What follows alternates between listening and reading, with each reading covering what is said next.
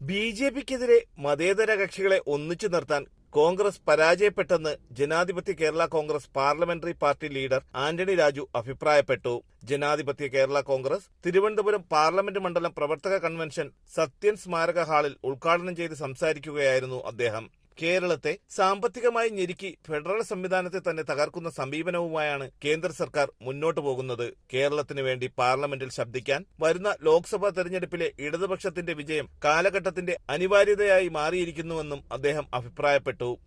ജനാധിപത്യത്തിന്റെ എല്ലാ മര്യാദകളും തച്ചുടയ്ക്കുന്ന സമീപനമാണ് ബി.ജെ.പിയുടെ ഭാഗത്തു നിന്നുണ്ടായിക്കൊണ്ടിരിക്കുന്നത്. ആശങ്ക നമുക്കെല്ലാം ഉണ്ട്. അതിന്റെ ചിത്രങ്ങളാണ് നമ്മൾ ഇന്ത്യയിൽ ആകെ കണ്ടുകൊണ്ടിരിക്കുന്നത്. ആശാവഹമായ പുരോഗതിയുള്ള സംസ്ഥാനങ്ങൾ ഉണ്ടെങ്കിലും മൊത്തത്തിൽ ഇന്ത്യയുടെ ചിത്രം പരിശോധിക്കുമ്പോൾ നമുക്ക് ഒന്നിച്ചു നിന്നാൽ മാത്രമേ ബി.ജെ.പിയുടെ ശക്തിയെ നേരിടാൻ കഴിയൂ. സംസ്ഥാന പാർട്ടികളും മറ്റു പാർട്ടികളും എല്ലാം തന്നെ ബി.ജെ.പിയുടെ ഈ കടന്നാക്രമണത്തെ ചെറുക്കാൻ ഒറ്റക്കെട്ടായി രംഗത്ത് വരേണ്ടതായിരുന്നു. ജില്ലാ പ്രസിഡന്റ് തോമസ് ഫെർണാണ്ടസ് അധ്യക്ഷത വഹിച്ചു. സംസ്ഥാന വൈസ് ചെയർമാൻ വാമനപുരം പ്രകാശ് കുമാർ മുഖ്യ പ്രഭാഷണം നടത്തി. ഫെബ്രുവരി 8 നടക്കുന്ന LDF സമരത്തെ വിജയിപ്പിക്കുവാൻ യോഗം തീരുമാനിച്ചു. യോഗത്തിൽ വർക്കിംഗ് പ്രസിഡന്റ് ഇ ആന്റണി, ജില്ലാ general secretary Abdul Wahid, A Raymond, സംസ്ഥാന സമിതി അംഗങ്ങളായ ഭീമാപ്പള്ളി പീർ മുഹമ്മദ്, ഒളിവർ ഫെർണാണ്ടസ്, റോബിൻ പ്ലാവിള, പുത്തൂർക്കോണം സുരേഷ് തുടങ്ങിയവർ പങ്കെടുത്തു. തലസ്ഥാന വാർത്തകൾ Thiruvananthapuram.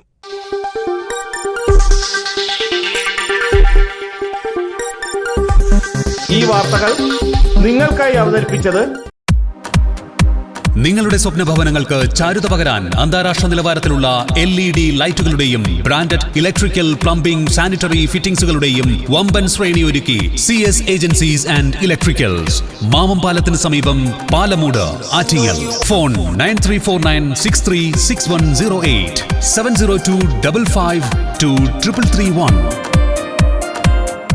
CS agencies and electricals, മാമംപാലത്തിന് സമീപം, പാലമൂട്, ആറ്റിങ്ങൽ.